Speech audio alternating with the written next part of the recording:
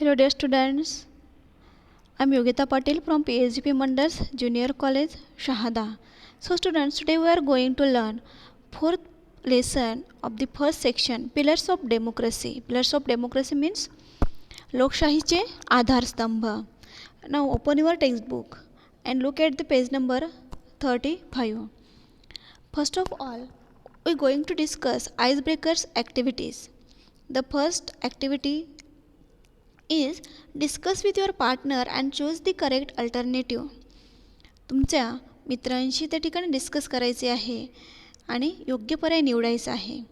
Government of the people by the people and for the people shall not perish from the earth. This famous statement is made by. तर ही famous जी काही statement आहे, government of the people by the people and for the people, ही कुणाची आहे? Options आहेत Mahatma Gandhi, Nelson Mandela, Abraham Lincoln and Dalai Lama. The right answer is Abraham Lincoln. Second activity, a system where the government is elected and ruled by people is called. Bureaucracy means नोकरशाही, की जे government किंवा जे सरकार लोकांकडून निवडलं जातं आणि ते लोकांवर त्या ठिकाणी राज्य करत असतं, त्याला काय म्हणतात? मग पहिला ऑप्शन आहे ब्युरोक्रेसी म्हणजे नोकरशाही. ॲरिस्टोक्रेसी अमीर उमरा, डेमोक्रेसी लोकशाही आणि ऑटोक्रेसी स्वायत्तता किंवा अनियंत्रित राज्यकारभार. तर योग्य उत्तर आहे याचं डेमोक्रेसी म्हणजेच लोकशाही, की लोकांनी निवडून दिलेले त्या ठिकाणी जे प्रतिनिधी आहेत ते. Third, a democratic country is govern by its. मग लोकशाही राज्य त्या ठिकाणी कोण संचलित करत असतं? Military, police, politicians and last constitution. The right answer of this activity is constitution म्हणजेच राज्यघटना. Next activity, the trinity of democracy comprises 3 principles. Complete the web to show the trinity of democracy. Trinity means a group of 3 things, म्हणजे तिघांचा गट किंवा त्रिसूत्र. तर डेमोक्रेसीचे लोकशाहीचे 3 सूत्र आहेत. तर खाली ते 3 सूत्र लिहून जो काही वेब डायग्राम दिलेला आहे तो कंप्लीट करायचा आहे आपल्याला. Trinity of democracy. तर मग लोकशाहीचे 3 सूत्र कोणते आहेत? Liberty, equality and fraternity. स्वातंत्र्य, समता आणि बंधुता. तर हे 3 सूत्र लिहून आपल्याला तो वेब कंप्लीट करायचा आहे. Next activity is the match the following. There are 2 columns. In first column, in A column there are some concept and in B column the meaning of this concept here. तर A कॉलममध्ये काही concept दिलेले आहेत, constitution, liberty, equality आणि fraternity, आणि त्यांचे meaning B कॉलममध्ये दिलेले आहेत. तर त्यांच्या योग्य जोड्या आपल्याला जुळवायच्या आहेत. The first word is constitution म्हणजेच राज्यघटना. The answer is D. It is an aggregate of fundamental principles or established precedents that constitute the legal basis of a polity, organization or other type of entity and commonly determine how that entity is to be governed. Then second word is liberty. Liberty means it is the freedom to go where you want, do what you want. Liberty म्हणजे काय? स्वातंत्र्य. तर स्वातंत्र्य म्हणजे काय? की आपल्याला जिथं जायचं आहे किंवा जे करायचं आहे ते करण्याचं स्वातंत्र्य. Third concept equality. Equality means समता म्हणजेच काय? It is the state of being equal specially in status, rights or opportunities. It is the state of being equal, की सगळ्यांना समानतेची वागणूक मिळणे, हक्क असेल, अधिकार असेल किंवा स्टेटस असेल किंवा समान दर्जा मिळावा असा त्याचा अर्थ. And last concept fraternity. Fraternity means it is the sense of common brotherhood. तर लोकांमध्ये बंधुभावाची भावना असणे किंवा आपण सगळे एक आहोत ही भावना त्यांच्यामध्ये असणे, यालाच म्हटलेलं आहे बंधुता किंवा fraternity. Then next activity is pillars form a support for concrete buildings. तर एखाद्या कॉन्क्रीट बिल्डिंगला किंवा एखाद्या बिल्डिंगला आधार कशाचा असतो? पिलर्सच्या, स्तंभांचा किंवा खांबांचा. त्याचप्रमाणे metaphorically speaking a strong nation to depends on strong pillars.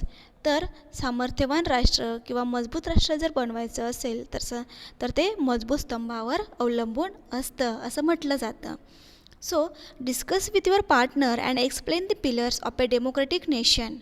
Make a list of obstacles that are a threat to the progress of a nation. तर म्हणून आपल्याला त्या ठिकाणी इथं डेमोक्रेटिक नेशन किंवा लोकशाही राष्ट्राचे जे काही आधारस्तंभ आहेत त्यांची लिस्ट तयार करायची आहे. त्याचप्रमाणे obstacles that are threat to the progress of a nation. Threat धोका, ऑब्स्टॅकल्स अडथळे. तर एखाद्या राष्ट्राच्या प्रगतीला धोका निर्माण करणाऱ्या अडथळ्यांची आपल्याला इथं यादी तयार करायची आहे. मग विद्यार्थी मित्रांनो, आपण पिलर्स इथं सांगू शकतो. फॉर एक्झाम्पल आपण आता जे काही त्रिसूत्र बघितले, Trinity of democracy, liberty, equality आणि फ्रॅटर्निटी, स्वातंत्र्य, समता आणि बंधुता, हे आपण सांगू शकतो. त्याचप्रमाणे ट्रान्सपरन्सी म्हणजेच पारदर्शकता असली पाहिजे राजकारणात. त्याचप्रमाणे फ्रीडम ऑफ एक्सप्रेशन, स्वतःचे विचार मांडण्याचे स्वातंत्र्य असलं पाहिजे. एज्युकेशन फॉर ऑल, सगळ्यांना शिक्षणाची संधी मिळणे, या प्रकारचे आपण आधारस्तंभ लोकशाहीचे सांगू शकतो. त्याचप्रमाणे काही धोके देखील असतात राष्ट्राच्या प्रगतीला. तर ते धोके आहेत अपाथी ऑफ दी वोटर्स, म्हणजे मतदारांची उदासीनता किंवा corruption, then lack of transparency किंवा पारदर्शकतेची कमतरता, और रिलिजन और कास्ट बेस्ड पॉलिटिक्स किंवा जाती धर्मावर आधारित राजकारण वगैरे, अशा प्रकारचे आपण थ्रेट्स इथं सांगू शकतो. So next point, introduction of the writer. The writer of this lesson is doctor Babasaheb Ambedkar. He was born on 14th April 1891 in the town and military cantonment of Mahou. Cantonment means छावणी. तर 14 April 1891 त्यांचा जन्म एका military cantonment म्हणजे military छावणीमध्ये झाला, महू येथील. And now doctor Ambedkar Nagar in Madhya Pradesh, आणि आता मध्य प्रदेशमध्ये ते डॉक्टर आंबेडकर नगर म्हणून ओळखले जाते. He got his degree from Elphinstone college Mumbai, आणि त्यांनी मुंबई येथील एल्फिन्स्टन कॉलेजमध्ये त्यांचं शिक्षण पूर्ण केलं. Then he subsequently obtain the doctorate from Columbia University USA and London School of economics.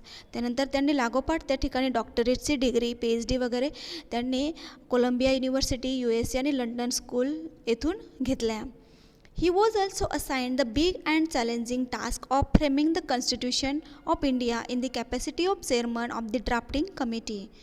तर राज्यघटना तयार करण्यासाठी जी घटना समिती नेमण्यात आली होती त्याचे चेअरमन म्हणून त्यांनी काम केलं. He was awarded the Bharat Ratna posthumously for his dedication and commitment for the welfare of our country. त्यानंतर त्यांना भारतरत्न या पुरस्काराने सन्मानित करण्यात आले. Doctor Babasaheb Ambedkar has laid emphasis on the values of liberty, equality and fraternity. Doctor Babasaheb आंबेडकरांनी त्या ठिकाणी लिबर्टी, इक्वॅलिटी आणि फ्रॅटर्निटी म्हणजेच स्वातंत्र्य, समता आणि बंधुता या मूल्यांना त्यांनी खूप महत्त्व दिले. According to him this principles will make India a strong nation. त्यांच्या मते हे जे काही प्रिन्सिपल्स आहेत, स्वातंत्र्य, समता आणि बंधुता, हे तत्त्व देशाला एक स्ट्रॉंग नेशन, मजबूत राष्ट्र बनवू शकतात. ही ओपाइंट्स म्हणजे काय, मत व्यक्त करणे. तर त्यांनी पुढचं त्यांचं मत व्यक्त केलेलं आहे काय, that hero worship is a sure road to degradation and to eventual dictatorship and the collapse of a nation. Hero worship म्हणजे काय, व्यक्तिपूजा किंवा नायकपूजा. Is a sure road to degradation अवनती किंवा ह्रास, टू इव्हेंच्युअल डिक्टेटरशिप. तर एखाद्या व्यक्तीची पूजा किंवा त्याच्या वर्चस्वाखाली सगळं त्या ठिकाणी चालणं किंवा त्याचं जे म्हणणं जे काही आहे ते मान्य करणं, हे एक डिग्रेडेशन ठरणार आहे किंवा इव्हेंच्युअल डिक्टेटरशिप. तर देशाचं किंवा राष्ट्राचे त्यामुळे ह्रास होईल किंवा शेवटी त्या देशामध्ये किंवा राष्ट्रामध्ये हुकुमशाही निर्माण होऊ शकते असं त्यांचं मत होतं. And the collapse of a nation, आणि देश हा कोसळू शकतो, त्याचा ह्रास होऊ शकतो राष्ट्राचा, असं त्यांचं मत होतं.